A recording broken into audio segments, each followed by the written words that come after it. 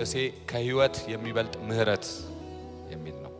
ከህይወት የሚበልጥ ምህረት መዝሙር 63 ቁጥር 3 ላይ አንድ ቁጥር ላይ እንደዚህ ይላል፣ ምህረት ከህይወት ይሻላልና በአዲሱ መደበኛ ትርጉም ይበልጣልና ከንፈሮቼ ያመሰግኑሃል ይላል።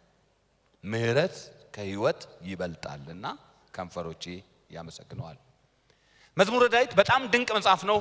በጣም ውብ መዝሙሮች ያሉበት መጽሐፍ እንደሆነ ታውቃላችሁ። በጣም ግን ብዙዎቻችን ከምንነካባቸው መዝሙሮች መካከል መዝሙር 63ን የሚያክል ያለ አይመስለኝም። በመዝሙር 63 ላይ እንደምታውቁት ዳዊት ለእግዚአብሔር ያለውን ጥልቅ ፍቅርና መሰጠት የገለጠበት ክፍል ነው። ይህ መዝሙር እያንዳንዱ መስመር ልባችሁን ይነካችኋል። እያንዳንዱ መስመር ሄዳችሁ አንብቡት። መዝሙር 63ን ታነቡት። እያንዳንዱ መስመር በጣም የሚገርመኝ ልቤን የሚነካው በምቾት ውስጥ ያለ ሰው የዘመረው ሳይሆን በምድረ በዳ እየተንከራተተ ያለ ሰው የዘመረው መዝሙር በመሆኑ ነው። ዳዊትን ዝማሬ ሲዘምረው በኤዶሚያስ ምድረ በዳ ወይም በይሁዳ ምድረ በዳ ነው ያለው። ወደዚህ ምድረ በዳ ጌታችን ኢየሱስ ክርስቶስ መጥምቁ ዮሐንስም እንደሄዱ ይታመናል። ጌታችን ኢየሱስ ክርስቶስ በመንፈስ ቅዱስ ተመርቶ ነው ወደዚያ ምድረ በዳ ሄደው። መጥምቁ ዮሐንስ በብሕትውና ምክንያት ለእግዚአብሔር ተለይቶ ለመኖር በወቅቱ የነበሩ እንደ ኩምራን ኮሚኒቲ የሚባሉ ስለነበሩ እንደነሱ አይነት የተለየ ህይወት ለመኖር ነው የኖረው። ዳዊት ግን እንደ ኢየሱስ በምሪት እንደ ዮሐንስ በምርጫ አይደለም እዛ ስፍራ ሄደው፣ በስደት ነው ሄደው። በመኮብለል በሽሽት ነው ሄደው። የሸሸበት ደግሞ ምክንያት አንዳንዶች ሳኦል እንደሆነ ይናገራሉ። እኔ ግን ብዙዎች በሚስማሙበት አቤሴሎም ባሳደደው ጊዜ እንደሆነ ነው ማምነው። ምክንያቱም ቁጥር 11 ላይ ንጉስም በእግዚአብሔር ደስ ይለዋል ስለሚል የዛን ጊዜ ኦሬዲ ዳዊት ንጉስ ሆኗል። ስለዚህ የሄደው ደግሞ በገዛ ልጁ ተሰዶ ነው። አስቡት፣ የተካደ ሰው፣ በገዛ ልጅ የተካደ ሰው፣ ምድረ በዳ ዙፋን ለቆ የገባ ሰው፣ ተንከራታች ሰው ተፈጥሯዊ ምላሹ ሊሆን የሚችለው ነገር ምሬት ነው፣ ኮምፕሌን፣ መከፋት ነው፣ ባዶነት ነው። ለምን በእኔ ላይ ይሄ ደረሰ፣ ለምን የሆነብኝ የሚል ቢሆን ይህን እንደ ስጋዊ ድካም አንቆጥርበትም፣ እንደ ተፈጥሯዊ ምላሽ ነው ልንቆጥርለት የምንችለው። ምክንያቱም የተመቻቸ ዙፋን እግዚአብሔር ያውም በኪዳን ሰጥቶት ሳኦልን ነግሮት ካንተ ንግስናን መንግስትን ነጥቄ ለጎረቤትህ ሰጠው ተብሎ እግዚአብሔር አረጋግጦ ከሰጠው ቤተ መንግስት ውስጥ አንድ ወሮ በላ ልጅ ቤቱ ተገኝቶ ሲያሳድደው አስቡት። ያውም የወጣው ዝም ብሎ በአርሚ ምናምን ተገፍቶ ብቻ አይደለም፣ ለህይወቱ በጣም በሚያሰጋ ሁኔታ፣ ሞራሉን መንፈሳዊ ህይወቱን በሚነካ ሁኔታ ልጁ አዋርዶ ነው ከቤተ መንግስት የወሰደው። ሲገባ ደግሞ የገባው ይሄ የይሁዳ ምድረ በዳ ወይም ይሄ የምድያም ምድረ በዳ የምንለው ቀላል አይነት ምድረ በዳ ይመስላችሁ?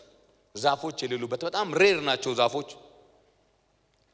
ደረቅ ነው ስፍራው፣ በረሃማ ነው፣ አለታማ ነው። የጥም ምድር ነው የሚባለው፣ ውሃ የሚጠማችሁ ስፍራ ነው።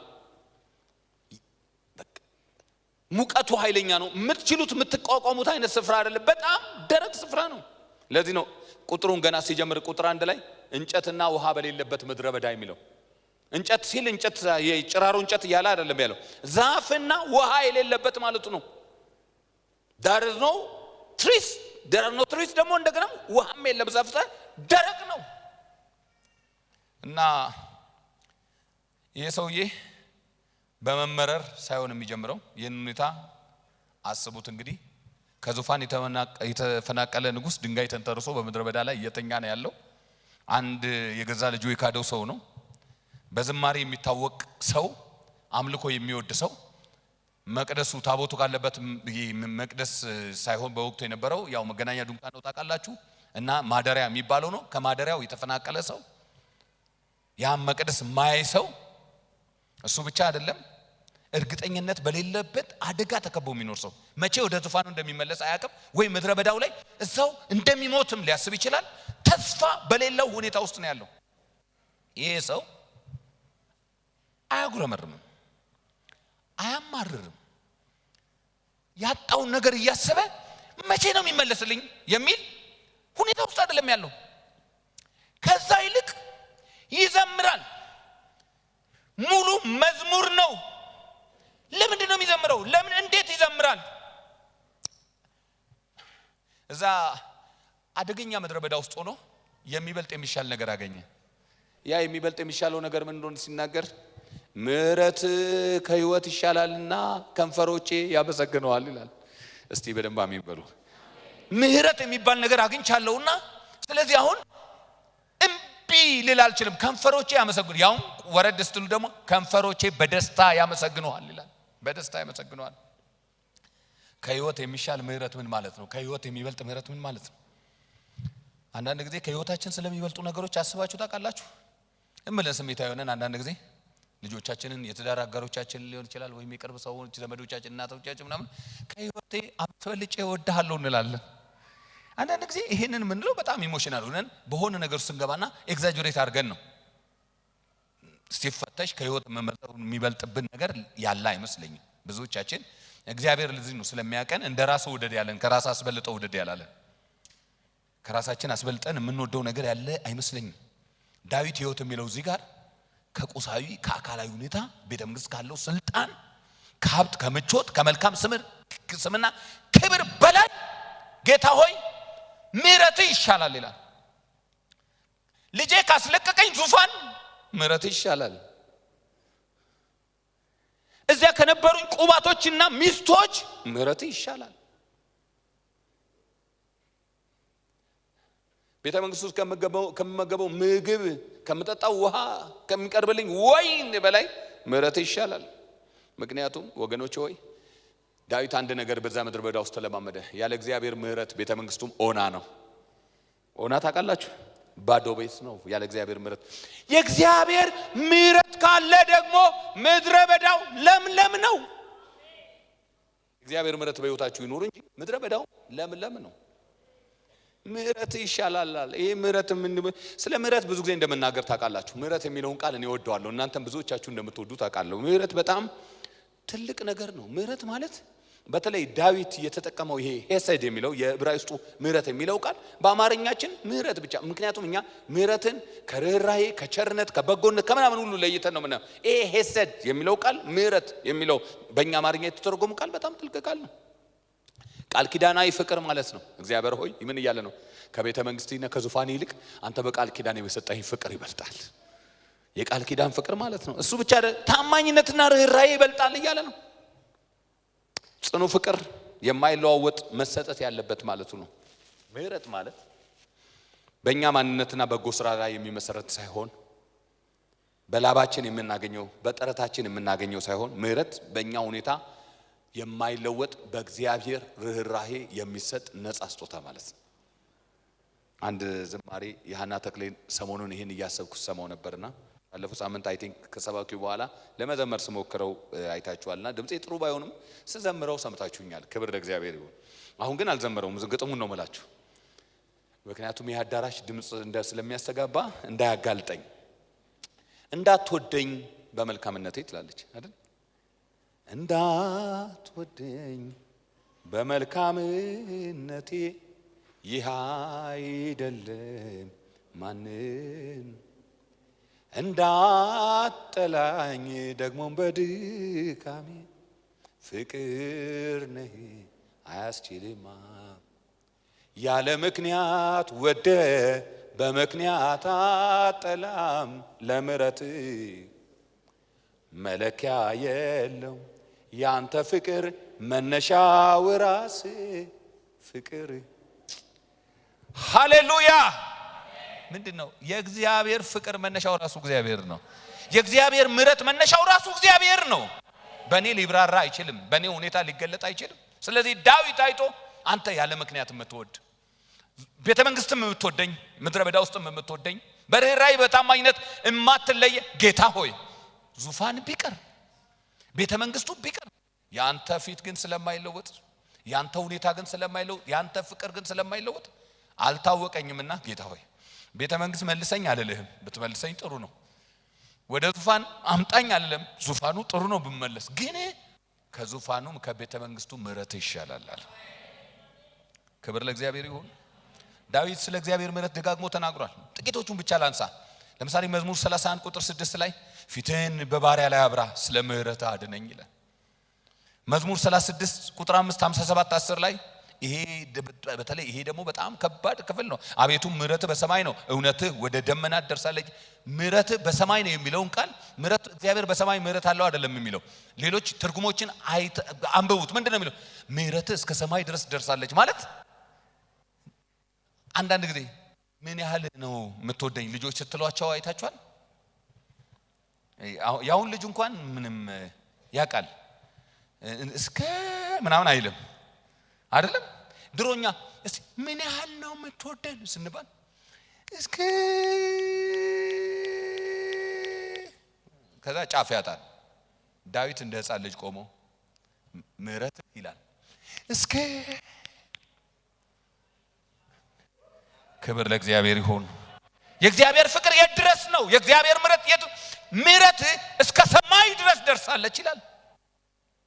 I cannot imagine it። እዚህ ድረስ ምለው አይደለም፣ እስከ ተራራ እስከ ጣራ ምለው አይደለም። ምህረት እስከ ሰማይ ድረስ፣ እውነት እስከ ደመናት ድረስ ደርሳለች ጌታው ይለዋል። እግዚአብሔርን ሲያመሰግን ይሄኛው ደግሞ በጣም ደስ ይለኛል። እግዚአብሔር በዚህኛው ቃል በዚህኛው አሁን በማነበው ጥቅስ ይባርካችሁ። ምን እንደሚል ታውቃላችሁ? በማለዳ ምህረትን እንጠግባለን፣ በዘመናችን ሁሉ ሐሴት እናደርጋለን ይላል። ማለዳ ያገኘው ሰው ዘመኑን በደስታ ነው። ማለዳ ምህረት ያገኘው ሰው ስለዚህ ምንድነው? በማለዳኛ ምህረትን እንጠግባለን። ከዛስ በዘመናችን ሁሉ ዝም ብለን በቃ ደስ መሰኘት ሐሴት ማድረግ ነው። ይሄ ማለት በቃ ሁሉ ጊዜ ተስተካከለ ህይወት እንኖራለን። በተስተካከለ ህይወት ምክንያት ደስ ይለናል አይደለም እኮ። በማለዳ ምህረት ከጠገብን ሸለቆ ውስጥ ሆነን ሐሴት እናደርጋለን። ከፍታ ውስጥ ሆነን ሐሴት እናደርጋለን። አንዲት ስትነግረኝ እናቷ በጽኑ ታመው አልጋ ላይ ተኝተዋል እና የሚያጣጥሩበት አልጋ ላይ ነው ያሉት። በጣም አዝናለች እሷ። ከዛ እንዴት ሆኑ እናትሽ አልኳት። ይገርማል ተጽናንቼ ተበረታትቼ መጣሁ አለች። ምን እናቴ የምትሞትበት ቀን የቀረበ ይመስላል እና ሲሄድ እየዘመረች አገኘዋት። በህይወት ዘመኗ የምትሞትበት አልጋ ላይ ሆና ማለት በህይወት ዘመኗ እናቴን እንደዚህ ያለ ደስታ ላይዋ ላይ ፈሶባት አይቻላቅም ማለት። በማለዳ ምህረትን እንጠግባለን፣ በዘመናችን ሁሉ ደግሞ ደስ ይለናል፣ ሐሴት እናደርጋለን። ምን መሰለህ ወገኔ ሆይ፣ ወንድሞቼ እህቶቼ ሆይ ልንገራችሁ አይደለም፣ የእግዚአብሔር ምህረት የጠገበ ሰው በሚሞትበት አልጋ ላይ ሆኖ በሐሴት የተሞላ ነው። በፍርሃት በሞት ጣር የተከበበ አይደለም። ምህረት በጣም ጥልቅ ነገር ነው ወገኖች ሆይ፣ ከህይወት ይሻላል። ዳዊት ህይወቴ ሊደክም ይችላል፣ ዙፋኔ ሊጠፋ ይችላል፣ ነገር ግን ያቆመኝ ምህረት እስካለ ድረስ ኢየሱ ከህይወቴ ይበልጣል፣ እሱ ካጣሁት ነገር ይበልጣል ነው። የያዕቆብ ምስክርነት ትድላቸዋል። ዳዊት ብቻ ሳይሆን ያዕቆብም ሲናገር ያዕቆብ አንድ ወቅት ከወንድሙ ጋር ተጣልቶ ሸሽቶ በላባ ቤት ተቀምጦ ላባ ሰቃይቶት ከዛ በኋላ የላባ ነገር ምርር ሲለው እንደዚህማ ሆኜ አልኖርም፣ ከላባ ቤት እንጀራ ይልቅ አባቴ ቤት ሄጄ ኤሳው ከፈለገ ይግደለኝ ብሎ ሲመለስ እግዚአብሔር የኤሳውን ልብ አራራለት። የጠበቀው ነገር አይደለም ያገኘው፣ ግጥምጥሞሽ እንዳልሆነ ገባው። ይሄ ግጥምጥሞሽ አይደለም ወይም ኤሳው ተለውጦ አይደለም፣ ይሄ የእግዚአብሔር ምህረት ውጤት ብቻ ነው ብሎ በዘፍጥረት ምዕራፍ 32 ላይ ሲናገር እንደዚህ ይላል ቁጥር 10 ላይ ይሄንን ቃል ስለራሳችሁ እያሰባችሁ እንድትሰሙ እና እግዚአብሔር እንድታመሰግኑ ትፈልጋለሁ። ክብር ለእግዚአብሔር ይሁን። እንደዚህ ያለ ለባሪያ ከሰራው ከምህረትና ከእውነት ሁሉ ትንሽ እንኳን የማይገባኝ ነኝ። እስቲ የማይገባኝ ነኝ በሉ። በደንብ አድርጋችሁ የማይገባኝ ነኝ በሉ። ከሰራውና ካደረከው ምህረት ትንሹ የማይገባኝ። ለምን? በትሬን ይዤ ይህንን ዮርዳኖስ ተሻግሬ ነበርና አሁን ግን የሁለት ክፍል ሰራዊት ሆንኩ። ይሄን እግዚአብሔር ወይ እኔ ሲያየው እኔ ልክ እዚህ ሲገባ ወረ ሆልም ደሞ ነው። ልክ አሁን ሳይ ነግሬያችኋለሁ። ምህረቱ ባይሆን ኖሮ ይሄን ቤት መስራት አይደለም ካፈር መውጣት አንችልም። ትላንትና ነው ከትላንት ወዲያ ለኮሚቴዎቹ ስነግራቸው ነበር። እኔ ይህንን ስፍራ ሳይ ከምህረት ውጪ የሚታየኝ ነገር የለም። ማንም ሰው ቢሆን ይህን ያህል ህንጻ ከ10 ሚሊዮን ብር ያነሰ ብር ይዞ ተነስቶ ሰራለው አይልም። ደግሞም እንደ አጋንንት 10 ሚሊዮን ብሩን መሬቱ ውጦብን አይታችኋል አይደል? ልክ እኔ አጋንንት እንደበላው ነው የቆጠርኩት መሬቱን። አሁን እግዚአብሔርን አመሰግናለሁ። በፊት ግን የመሰለኝ ጌታ ይገስጽህ ውጣ፣ ምክንያቱም የበላው ነው የመሰለኝ። ምክንያቱም ስንመጣ አይታችኋል፣ ምንም ነገር የለም፣ ብር የለም። ብረት አንጡ እንዴ! እንዴት ምን አይነት ሰዎች ናቸው ምናምን ይላሉ ባለሙያዎችን። እንዴት ይሄ ሁሉ ብረት ይሄ ሁሉ ሚሊዮን ብር አፈር ውስጥ ለመቀበር አይደለም? እንደሱ ነው የሆነው። አሁን ግን ሳየው እናንተ እንዲህ ነው አይደል የሚታያችሁ መስኮቱና እኔ የሚታየኝ እግዚአብሔር ምሕረት እስካለ ምሕረቱ ከይወስ ስለሚሻል እኔ የሚታየኝ ያለቀ ነው። እንደዚህ አይደለ እኔ እንጨት ምናምን አይደለም የሚታየኝ፣ እኔ ያለቀ ነው የሚታየኝ። እኔ የሚታየኝ ያለቀ ብቻ እኮ አይደለም እላችሁ። እናቴ ትሙት አይባልም አይደል? በምን ልማልላችሁ? ይሄ አመት ሳያልቅ እንገባለን ነው የምላችሁ። እኔ እንደዚህ ነው የሚታየኝ። በእግዚአብሔር ምሕረት የምደገፈው ደስማች ነው። በማንም ሰው እምነት ላይ አልደገፍም። በማንም ሰው እምነት ላይ አይደለም። የተጸለየውን ጸሎት አምናለሁ። እዚህ ስፍራ ላይ የእግዚአብሔር ሰዎች የተናገሩትን በትንቢት እኔ በደንብ አምናለሁ። ስለዚህ ይሄ ዝም ብሎ የዛሬ ይሄ አመት በዚህ አመት ብለን እንትን አይደለም። በዚህ አመት እንገባለን። ፉከራ መስሏችኋል? በእውነት እንገባለን። ለምን? ምሕረቱን አይቼዋለሁ። ያዕቆብን ከያዕቆብ ጋር እስማማለሁ። ለባሪያ ካደረከው ከበዛለት ምሕረት ሁሉ አንድ እሱ እንኳን እንደማይገባኝ ያውቃለሁ። ቆሜ ትዝ ይላችኋል አለልም። የዛኔ እንዲህ ብያችሁ እንዲህ የዛኔ ምን መሰላችሁ? አንዳንድ ሰው ይላል እኮ ትዝ ይላችኋል እኔ የእምነት ቃል አውጥቼ እንደዚህ ተናግሬ እንደዚህ ሆኖ ትዝ ይላል አይደል? ስንቴ እዛ ጋር ቆመን ስናገር እንደሱ አለልም። እንደሱ ልል አልችልም። ከምሕረቱ ውጪ የምንናገረው ነገር የለም። የኤርሚያስ እምነት አይደለም፣ የፍቄ እምነት፣ የታየ እምነት አይደለም። ማመናችን ጥሩ ነው። ይሄን ሁሉ ግን የሚያደርግልን የእግዚአብሔር ምሕረት ነው። ያዕቆብ ምንድነው የሚለው? እኔ ይሄን ሳየው አሁን ኢምፕረስድ ሆነ አለ። ትዝ አለው ያ ዮርዳኖስ ሲሻገር ማለት ነው። ዮርዳኖስን በፊት ተሻግሮ ይላል። እንዴ ዮርዳኖስን ያኔ ሲሻገር በእጄ የነበረው በትር ብቻ ነው። በትር ይዤ ነው የወጣሁት። በትርን ይዤ ወጥቼ አሁን ስመለስ ግን አለ እዚህ ጋር ላባና የላባ ገረዶች የወለዱት ራሔልና የራሔል ገረዶች የወለዱት ልጆቻቸው፣ ከዛ እነሱ የሚያገለግሏቸው ባሪያዎች፣ ከዛ ከባሪያዎች የተወለዱ ልጆች፣ ከዛ ወደ ተዞር ሲል ደግሞ ከብቱ፣ በጉ፣ ፍየሉ። ጌታ ሆይ ከዚህ ሁሉ እኮ እኔ አንዱስ እንኳን የሚገባኝ አይደለሁም ማለት። ከዚህ ሁሉ አንዱስ እንኳን የሚገባኝ አይደለሁም። ለምን? ራሴን አውቀዋለሁ። የት በቃ አቤት ጭንቅላት አልልም። ሸመልመሌ አይቶ የለማ በጭንቅላት ሸመልመሌ ታይቶ በጋ አይወለድም። ጅንጉርጉር ወይ ምሕረቱ ካልሆነ በጎቹ የጸነቱት በምሕረት እንጂ በሸመልመሌው አይደለም። ስማርትነቱ ለስደት ይዳረገው። ስማርት ሆኖ ብልጥ ሆኖ ወንድሙን ማታለሉ ለስደት ምሕረቱ ሲያገኘው ጌታ ሆይ አንድ ብቻዬን ሆኜ በትር ይዤ ወጣሁ፣ አንተስ የሁለት ክፍል ሰራዊት አድርገህ መለስከኛል። ከዚህ ሁሉ ግን አንድ ነገር ነው የምናገረው ጌታ ሆይ፣ እዚህ ጋር ኮንፌስ ማድረገው ነገር ከነዚህ ካደረከው ነገር ከምሕረት ለባሪያ ከበዛው ምሕረት አንድስ እንኳን ግን የሚገባኝ አይደለም። ምሕረት ማለት ይኸውላችሁ የማይገባንን ነገር መቀበል ማለት ነው። አሜን ነው አይደል? የማይገባንን ነገር ነው የምንቀበለው። ዳዊት ለኔ ያረከው ከጠበቅኩት ካሰብኩት በላይ ነውና ስለዚህ ምሕረት ከህይወት ይሻላል። ስለ አዲስ ኪዳን ተናግሬ ቶሎ ላጠቃል። በአዲስ ኪዳን ሄሴድ የሚለውን ቀጥታ ቃል አታገኙትም። ኤሊዮስ የሚል ቃል የግሪክ ቃል እንደተጠቀመ ታውቃላችሁ መጽሐፍ ቅዱስ።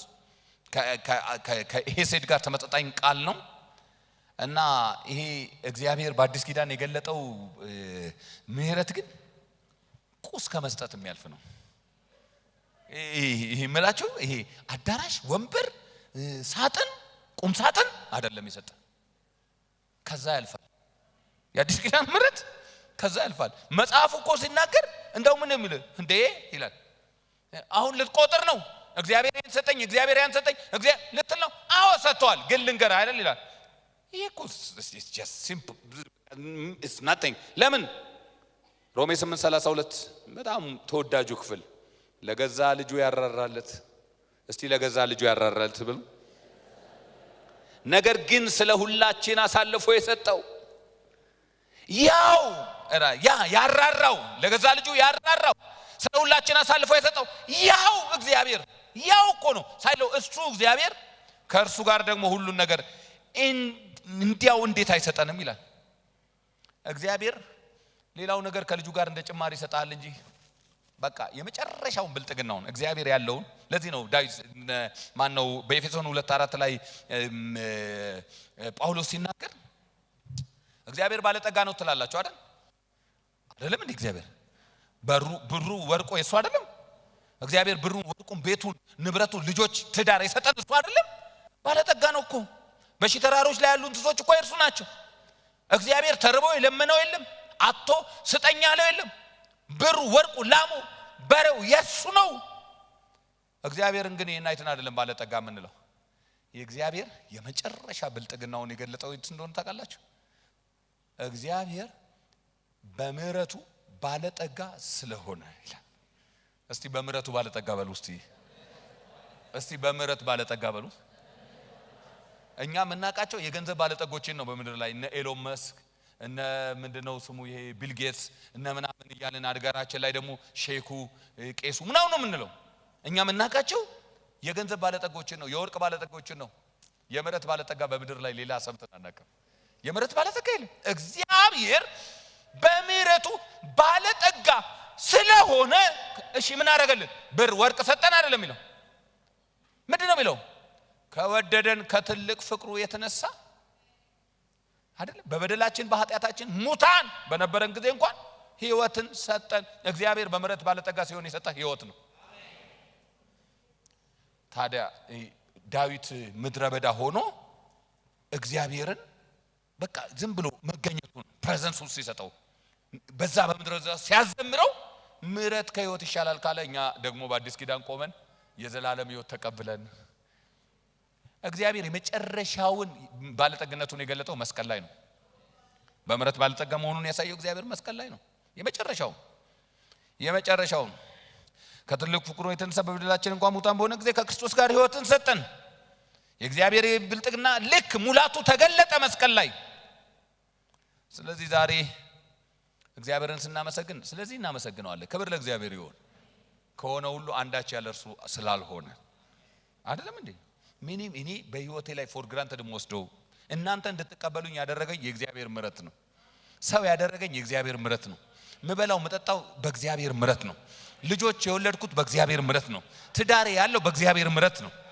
አሁን ዛሬ ጤነኛ ሆኜ ብስንቶች አልጋ ላይ ናቸው። እግዚአብሔር ምሕረቱን ይላክላቸው።